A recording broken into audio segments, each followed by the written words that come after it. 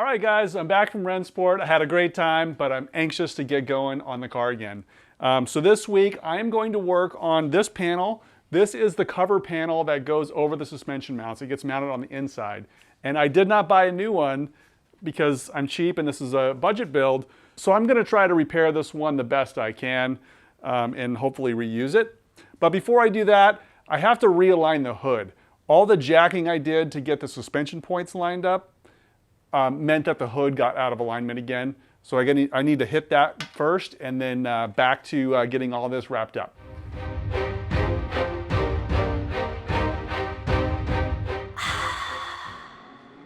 Garage time. Welcome to Garage Time. This channel is all about inspiring confidence in you to get out in your garage or shop and build something cool. I'm taking this wrecked and stripped out Porsche 911 shell and turning it into a hot rod. And not just throwing it together, I'm doing everything to the best of my ability. So I really hope that you enjoy it. If you do, please consider subscribing and do me a favor and hit the like button so we can just keep doing this.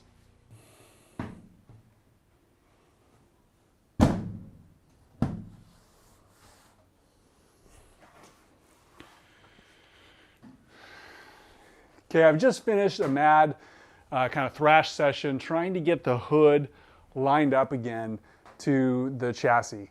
And I had to take the fenders off to get that done. And this is the second time I've done this. The good news is it's all lined up now. Suspension points are still good. The hood is lined up to where the fender's attached, so I know that the fenders will have a good gap between the hood again.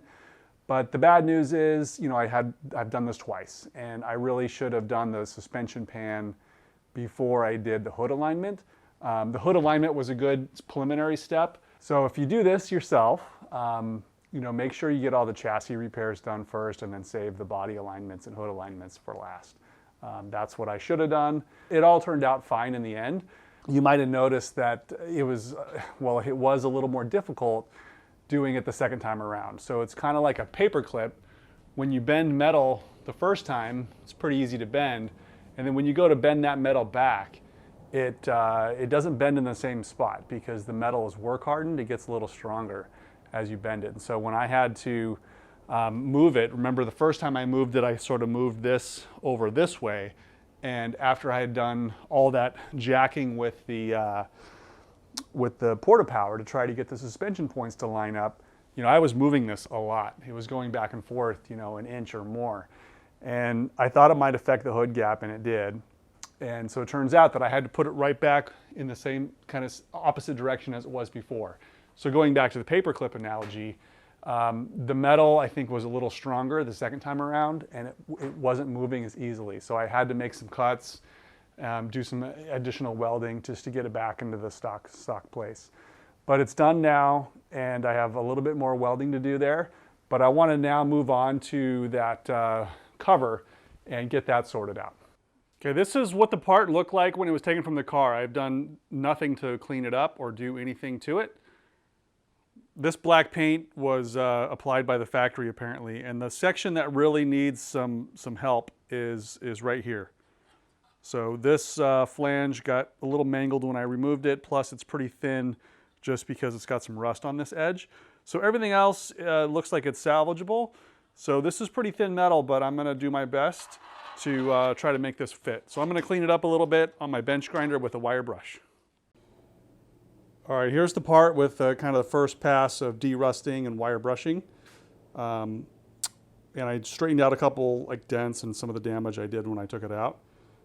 Here's some rusty areas, and I was just going to replace the flange back here that's missing.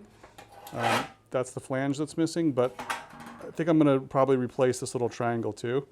These are the welds from an additional bracket where the battery support goes. I'm not sure I even need that battery support now. But so I'm just going to start cutting and just welding in new pieces. But before I do that, I want to put it in the car and just see how it fits. All right, the nice thing about using this part over again is I can line up the spot welds of where it was previously, and you know, it fits like a glove. It's going to be easy to reinstall this piece once I get it fixed. Before I weld it in, I'm also going to, I think I mentioned in a previous video, this flange right here is a little bit off. It's a little bit round, and I was going to square it off a little bit to make this easier to weld to. And also I need to go grab the gas tank and make sure the gas tank fits.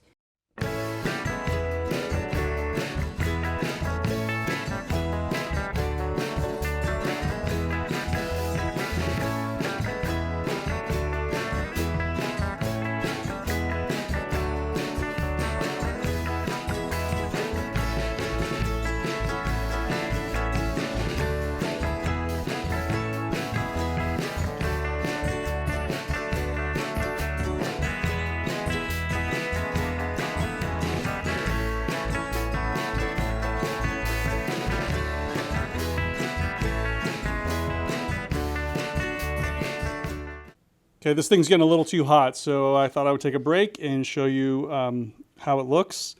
Some of the welds are not finished and some of them are not ground down, but this is blending in pretty nice. Having second thoughts whether this was worth it, but I mean, it is going well.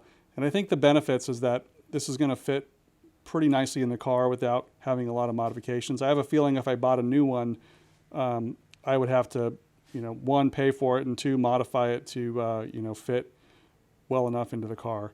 So this is probably a wash in terms of efficiency, but I appreciate your patience on watching me get through all this.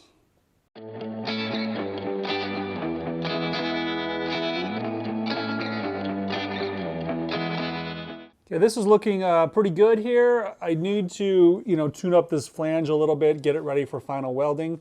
But I think I'm going to get this part sandblasted before I start prepping it for paint and rust protection. So I'm going to take it out. Okay, the other really important thing to do here is to include these brackets. These are genuine Porsche parts. Let me open it up. Okay, so as you can see, these just fit over the holes, and they get welded into this sidewall. It has this tab here for additional strength.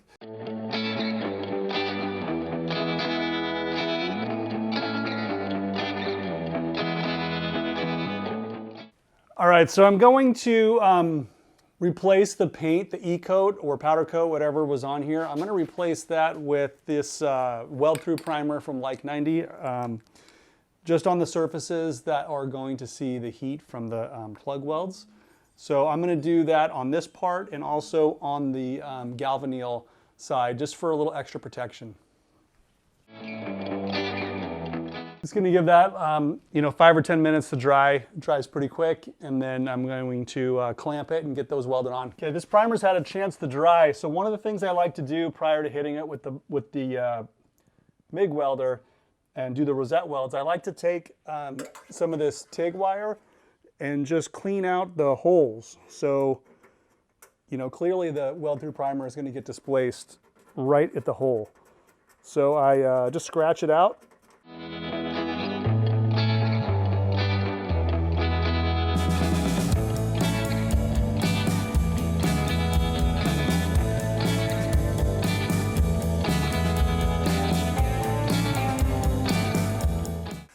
Okay, so this is the new bracket has been completely welded in. I did the 4 or so rosette welds, plug welds. There's 2 more on the back there. But I also went back with the TIG welder and laid down these little lap welds on the edges. It's going to make it super strong. There's also a lap weld on the back. And then the factory didn't tie these in to the sheet metal bracket. These are the bosses for the threaded bolt. So it's tied in here and tied in here. So it's going to be super strong, definitely overkill. I actually feel sorry for the next guy who has to remove this. So next up is the sandblasting of the top cover and then preparing those parts for rust prevention and then getting that welded in as well.